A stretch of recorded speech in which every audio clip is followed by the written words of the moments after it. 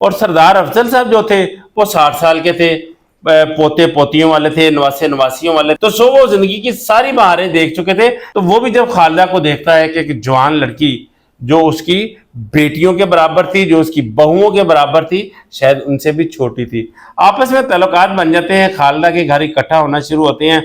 उसकी भी ख्वाहिशात पूरी होती हैं, उसकी भी पूरी होती है, उसको जिससे मिल जाता है उसको पैसे मिल जाते हैं। दोनों के आपस के तल्लुकात को 1.5 साल का अरसा गुजर जाता है। 1.5 साल के बाद खालिदा की जिंदगी में एक नौजवान लड़का आ जाता है। जो नौजवान लड़का है उसको वो सारी चीजें उससे मिल जाती हैं जो सरदार नहीं दे पाता, जो उसका शौहर नहीं दे पाता। टीनेजर का लड़का था, उसको पैसे भी देता था, उसकी जो जिस्मानी ख्वाहिशात थी वो भी पूरी करता था। वो 60 साल का मर्द नहीं कर सकता, उसके शौहर की उम्र 40 साल थी, वो भी नहीं कर पाता था। तो उसकी जगह जब सरदार अफजल की और शौहर की जगह जब उस जवान आशिक ने ली, जवान आशना ने ली, तो उसने सरदार अफजल को उड़ाने की कोशिश की।